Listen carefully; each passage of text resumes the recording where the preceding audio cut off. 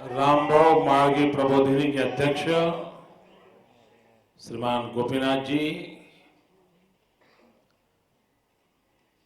श्री विनोद तावड़े जी, श्री विनय सहस्त्रबुद्धे जी, रेखाताई, मंच पर विराजमान सभी वरिष्ठ महानुभाव, भाइयों और बहनों, मुझे कभी रामभाव के दर्शन करने का सौभाग्य नहीं मिला था, लेकिन कार्यकर्ता कैसा होना चाहिए, जनप्रतिनिधि कैसा होना चाहिए, क्षेत्र में संपर्क कैसे हो, उन सभी विषयों पर हमेशा रामभाव का उदाहरण हम सुनते आए थे। जब भी हम कार्यकर्ता के रूप में अभ्यास वर्ग में जाते थे तो सभी वरिष्ठ नेतागण रामभाव के जीवन के उदाहरण हमारे सामने प्रस्तुत करते थे और उन्हीं की स्मृति में ये प्रकल्प प्रमुखतया भारत के भाग्य बदलने के लिए किस प्रकार के कार्यकर्ता हो, कैसी कार्यशैली हो, कौन सी कार्य योजना हो और किस प्रकार से उस कार्य योजना को लागू करने का रोड मैप हो, उन्हीं विषयों पर विचार विमर्श करते करते और वो भी आंख कान बंद करके नहीं, विश्व में कहीं पर भी अच्छा हो तो उसको जानना, समझना, स्वीकार करना, राजनीतिक अस्पृश्यता से मुक्त होकर के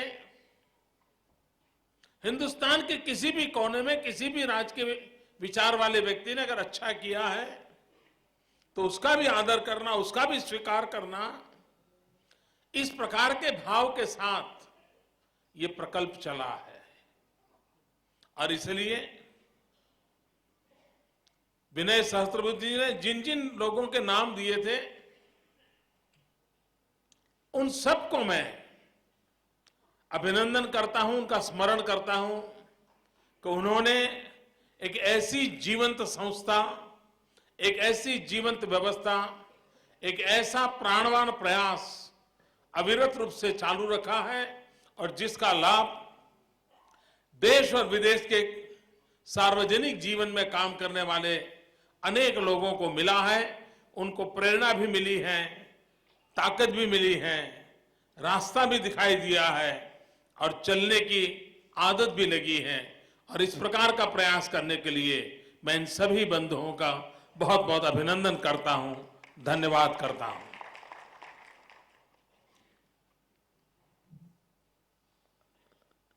देश को स्वराज्य मिला, लेकिन सुराज्य मिला है क्या, ये प्रश्न देश आजाद हुआ तब से अब तक लगातार गूंजता रहता है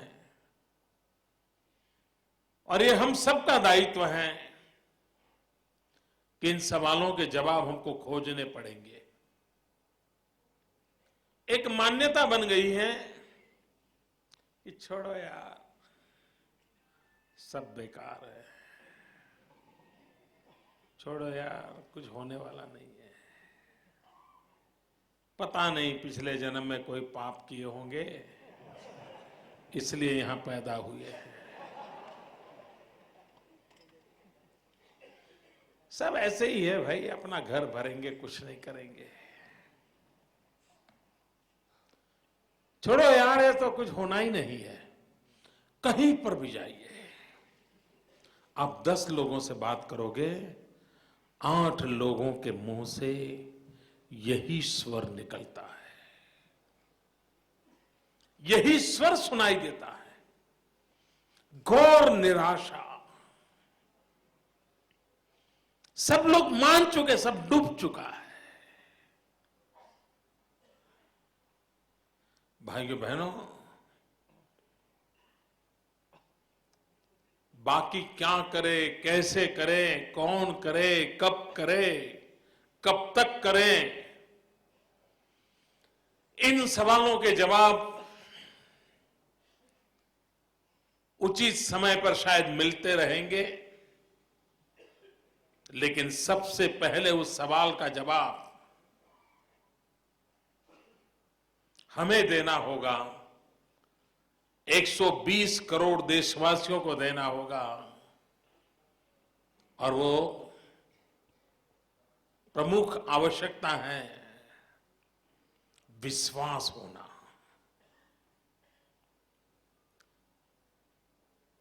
इस हालात में भी, इस व्यवस्था के तहत भी दुनिया बदली जा सकती है।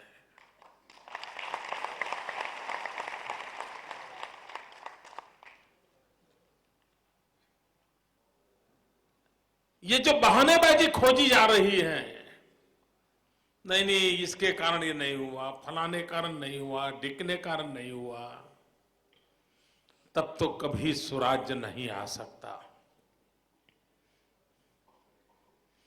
गिवन सिचुएशन में ही परिवर्तन लाना पड़ता है।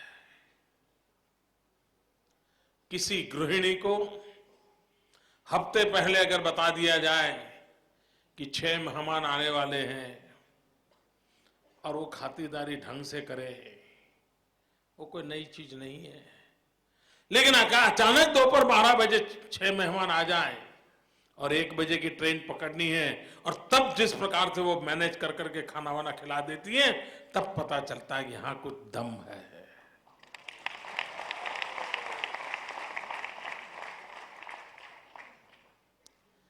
गिवन सिचुएशन में हम परिवर्तन कैसे लाते हैं?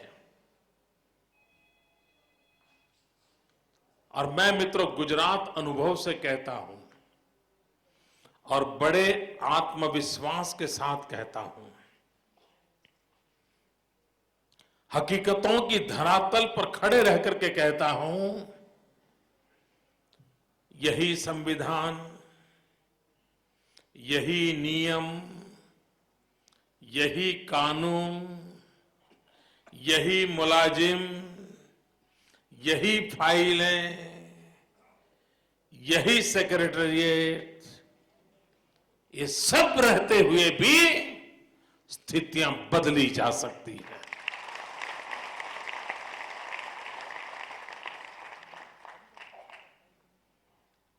इरादे नेक होने चाहिए,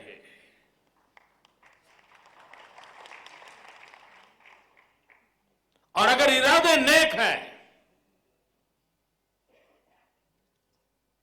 तो इच्छित परिणाम प्राप्त करने की संकल्प शक्ति भी और प्रबल हो जाती है।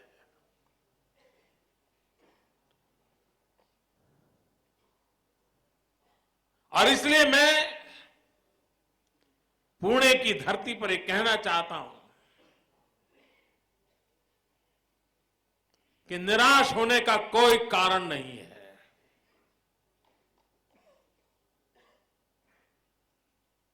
और आप तो पुणे की नगरी में है, छत्रपति शिवाजी महाराज की छाया,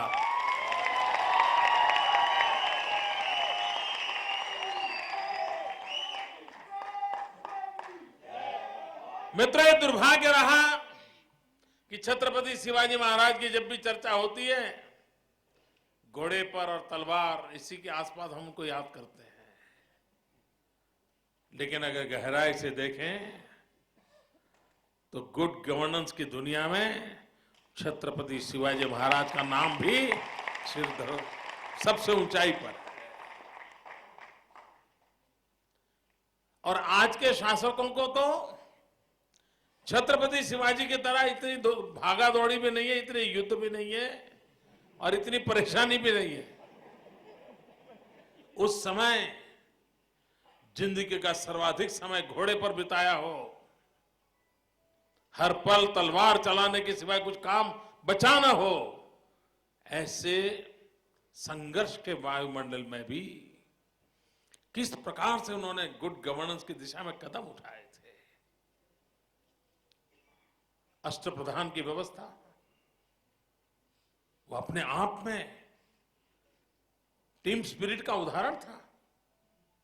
इतना ही नहीं, उन्होंने डायनेस्टिक व्यवस्था को खत्म किया था और किसी परंपरागत रीति जिसको अधिकार मिल जाते थे, कोई इनामदार हो जाता था, कोई फलाना हो जाता था, इस सबको उन्होंने योग्यता के साथ जोड़ दिया था। अगर योग्यता है तो व्यवस्था मिलेगी। मैं तो इतना बड़ा समंदर, ये भी विश्व व्यापार का और सुरक्षा का दोनों तहत काम आ सकता है, ये दृष्टि छत्रपति शिवाजी महाराज की थी। नेवी की भेंट एक बहुत बड़ी आज हमारे लिए अमानत बनी हुई है।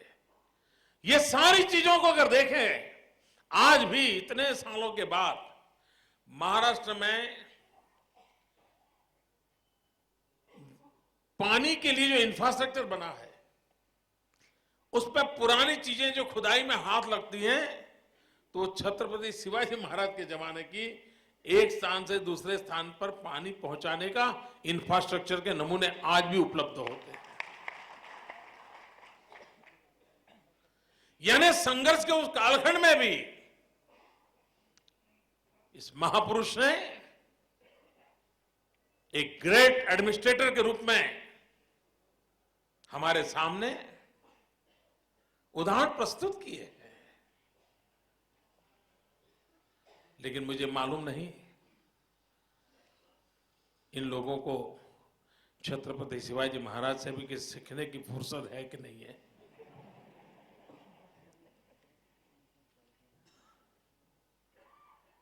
मित्रों, आज गुजरात की चारों तरफ चर्चा हो रही है और इसलिए स्वाभाविक है, मेरी बातचीत में उदाहरण शायद अगर गुजरात के मैं दे भी दूं, लेकिन इसका मतलब यह नहीं कि मैं यहां गुजरात की वाहवाही करने के लिए आया हूं। सवाल अप्रोच का है। मित्रों, एक शब्द सरकार में बहुत महत्वपूर्ण होता है, फाइल।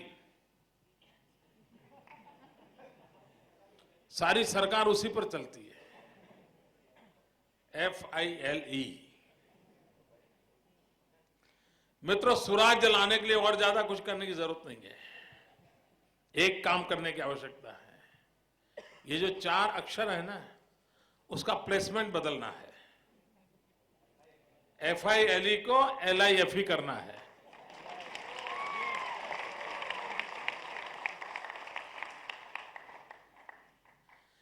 मित्रों, फाइट में अगर लाइफ ला दें हम, तो सूरज जाना शुरू हो जाता है। मित्रों, मैं इस देश में स्वराज्य के लिए संबंधित जो लोग सोचते हैं, उन सभी पंडितों से को निमंत्रण देता हूं कि देश को 60 साल से अधिक समय हो गया चुका है। इस देश ने बहुत सारी सरकारें देखी हैं, अलग अलग विचारधारा वाली सरकारें देखी हैं, अलग अलग प्रायोरिटी रखने वाली सरकारें देखी हैं। 60 साल के इस कालखंड में हर प्रकार के नमूने देश के सामने आ चुके हैं।